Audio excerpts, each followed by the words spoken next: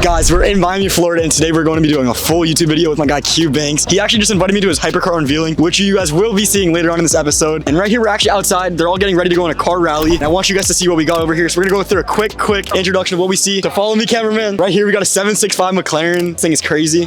Now we got a 720S over here. We got an F8 Spyder over here. We got an F8 Coupe right here. SVJ 63 over here. This thing is crazy. 63 in the world of them. SVJ Coupe right here as well. We got a pink GT4 RS right here. This thing is crazy. This wrap is sick. One thing I do want to highlight on, guys, look at the rims on this F8. This thing is crazy. Look at these wheels. Gold wheels on it too. So let's check out the interior on the 63. This is unseen content. All right, guys, come over here. Now we got a Bugatti Chiron Pure Sport. This car is crazy, man. Look at this thing, bro. Dude, Bugatti Chiron. This thing is insane. And guys, let's get into this interview. I think we should go see his car. Should we go see his cars, cameraman? He said, yeah, let's go.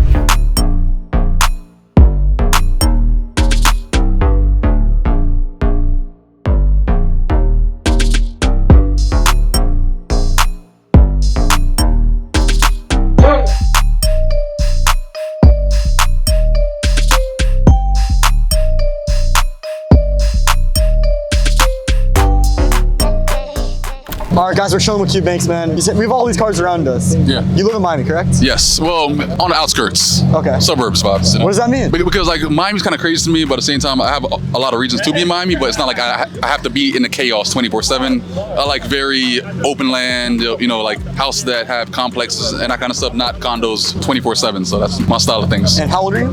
34 now. 34. Yeah. And what do you do for a living if people don't know who you are? Yeah, so like I'm mainly a day trader, and I have like about 8 other companies based around trading itself, and I have a couple other investments and everything and that kind of stuff. But my main thing that I'm known for in my industry is day trading, though. Don't you own top tier trading firm?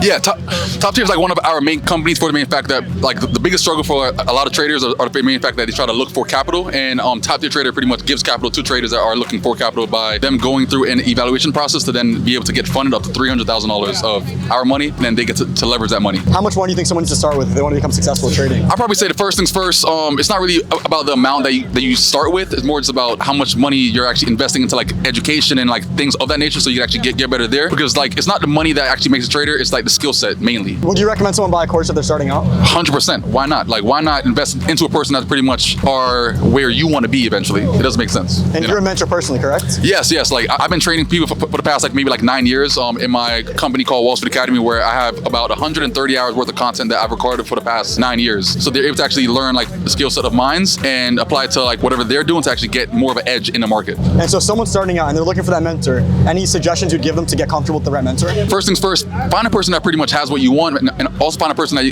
you're able to actually relate to in some kind of way, either like the same age or like the same interests or the same just like how they speak, how they actually break things down inside the charts, because not everybody can trade, not everybody can teach, but there's only so many people that can actually trade and teach. And I try to actually be sufficient at both parties. And so you've been trading for 10 years now, right? Yeah, 10 years this month. Yeah. This month, that's insane. So if you were to restart today, what do you think you'd do differently? Go on a prop firm immediately. Like first, invest into like a mentor to first get a course, and then pretty much get a prop firm funded account, so I'm able to actually trade more with investing less. Are there any common mistakes you see new traders make? The biggest thing I think is trying to actually invest into like all these different mentors at one time, thinking that they can make like a super power type of trading strategy. When in reality, like if you're trying to apply things from 10 people, certain things is not going to apply to that other person. So like it's kind of like contradicting things that they might find valid, and then it might be invalid to another person. So find a person that is pretty much profitable in some kind of way, and then stick to how that person thinks, how that person trades, how that person goes about life, and then from that point you should be where they are eventually in time. It's awesome. Where can they check you out on social media, man? On social media, on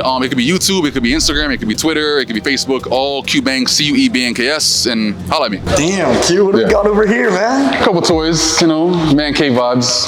So this isn't even your house, this is just your garage? This is just a fun spot. And I was driving through the neighborhood, these are people's houses. Yeah, it's like slash residential slash like open land area. So like it's like an area like that's more agricultural and residential at the same time. Yeah. So like I'm not really in like a certain kind of zone and everything. So how did you get approved to build this to a garage? No, this was already here. And then I renovated the entire thing. Like I put up the walls, I put up AC, I did every single thing that's inside here. So yeah, it was just like a blank canvas. Can we talk about some of your cars? Let's do it. Let's do it, Let's do it, man. Which one's first? Which one's least to best in here? I have a couple cars that's pretty much on the wall that is no longer with us anymore, but I'll talk about that in a little bit as well. But this right here is like my first, I wouldn't say like my first supercar, but my first supercar that I consider a supercar, because before this I had a Porsche GT3, then I had a GT3 RS, and then I had a 720S. But I think when I got this one, I think it was so different, so much more of a car, as far as like the lines, like the look of it, the presentation of the car itself, as far as like when it's on the road, it's very, very different. So at the same time, like when I got this one, I think I just felt a bit more of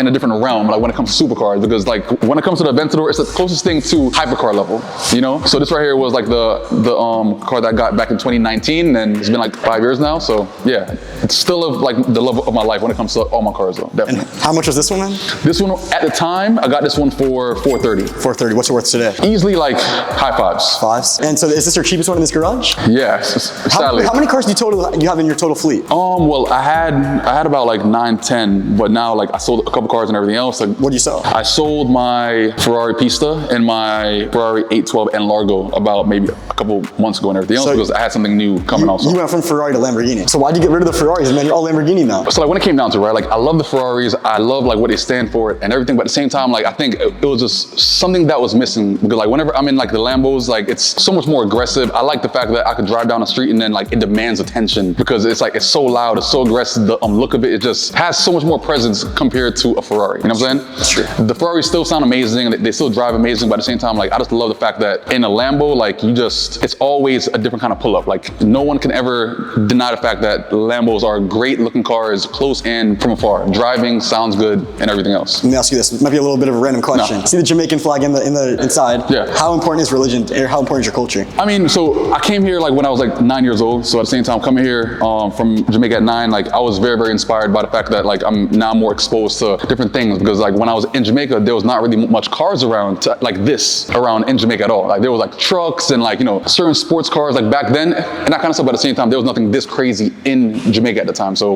like when I came to the States, seeing these cars on the road, like, I used to always wonder how these people actually got these kind of cars. So that's when I was very, very inspired, and then I aimed to actually get these cars one day, and then, you know, the rest is history. But I've always been into cars since I was like maybe like 4 or 5 years old, and then from that point it started to grow. And so this is your SV. It's my SV right here. Yeah. SV, you add the J, more expensive, and we have the 63 over here. So like when it came down to it, like I wanted an SVJ, but at the same time, like with me, like I like to actually get very, very exclusive cars that I can't go to a car show and see very, very often, right? So at the end of the day, like I think for the main fact that an SVJ 6.3 was a bit more exclusive. It still has the same kind of line, same kind of motor, but overall it was just a bit more just one of one. You know, it's one of 63, but at the same time, like this color spec overall is one of one. So like whenever I go to a car show, nobody can ever say that they've seen one that was like it, because there isn't none that's like it. What do you pay for this? This 1.4. 1.4. What's it worth today? Probably like 1.5. 1.5. And plus, like knowing that like they have the Revelto now and that kind of stuff as well, they're going more hybrid. It's definitely going to go up in values in time as well. You think there will be a Revolto SVJ? Of course, yeah. So like my Revelto comes in next year. So like when that comes in, I'm going to keep it for a couple years. So I'm able to actually get the allocation for the SV and SVJ version of that. Can we leak the spec of the Revolto or not yet? That's cool. Yeah, that's fine. What's the color? It's like a deep, deep, deep purple. Oh my God. What color interior? It's I think it has like white on the Y thing. Yeah, but that was an added persona color as to why it takes a year extra to make. So like when everybody's getting their Reveltos this year, those are all the basic colors. The custom colors come out the following year. And talking a little bit more about this one, man. Yeah. When this car was for sale, was it like instant for you? Like you knew you wanted it? Yeah. So how'd you buy it? Tell us the story of how you bought it. Yeah. So like all my cars, like I buy majority of them in Bitcoin. So even like the new one, like a lot of these cars that's on the wall, like they're all paid in Bitcoin at one point in time. Bitcoin price now is fucking 90,000. So those cars would have been definitely worth like crazy amount of money based off like what I paid for it in Bitcoin at that point in time. But overall, like this car, like I had seen it in Canada first, and then it was this car in like a red and white one, a red and black one, and then this one in particular, like I have a thing with gray, because gray, it's not too poppy, it's very, very subtle, but at the same time, the fact that it goes very, very well with like polished wheels and like the little blue accents, it definitely pops as well. So like I think I was just so in love with the gray scheme of like, and then when I see it in person, I was like, yo, there's carbon everywhere. There's carbon all over the hood, all over the back, all over the wing, all over the sides, all over the place. So at the same time, time, I was just very, very inspired for the main fact that it was so different, and the main fact that all 63s, they all have so much more carbon than the regular ones. You think this car holds value better than a base? 100%, 1000%. Yeah, these are always going to be over $1 million plus, always over. Because I've seen some SVJs around like 600,000 as well. You know, but those are super, super base, no kind of carbon, all plastic, that kind of thing.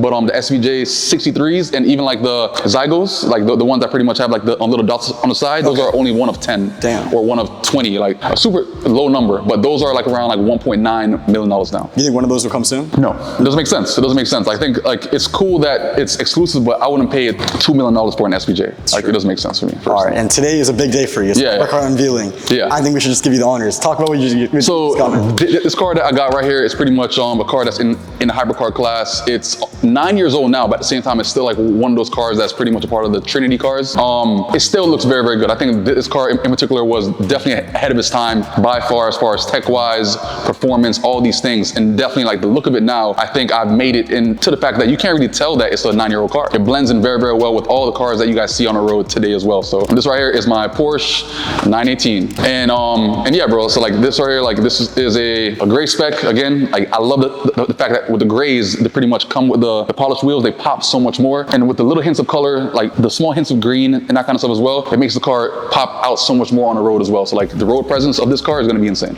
You had a very big opportunity to buy almost any hypercar you wanted at this point. Yeah. It's a 918. What was the decision factor? So yeah, I started off on a Pagani first, a Huayra, and then pretty much I went down to a Bugatti Chiron. But then I was like, I'm starting to see a lot of Chirons all over the place. So then I wasn't really too like excited about it. And plus, like when it comes down to, I think the fact that Chirons are not too loud, they're not too aggressive. Like I need a car that's pretty much like it screams. You know? Is this car pretty loud? Huh? Is it pretty loud? It's pretty loud, yeah.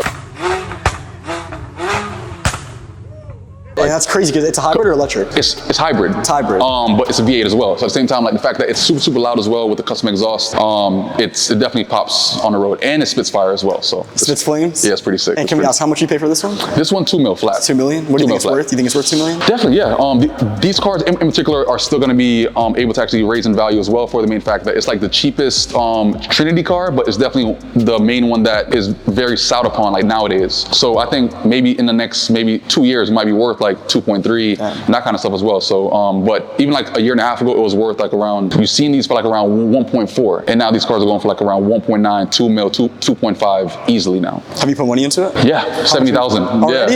Yeah. So the entire modification that I've done to it so far, I've already spent $70,000. You don't think that'll kill the value of the car? I don't really care, honestly. Like I have fun with all my cars, you know what I'm saying? So I don't really care about me putting money into it and driving it. I don't give a like I actually like to have fun with my cars, drive them, enjoy them, take pictures of them, that kind of thing. So I don't really stress the whole value aspect of it. I know that by the time that if I do want to sell it and that kind of stuff, it's going to be worth a great amount.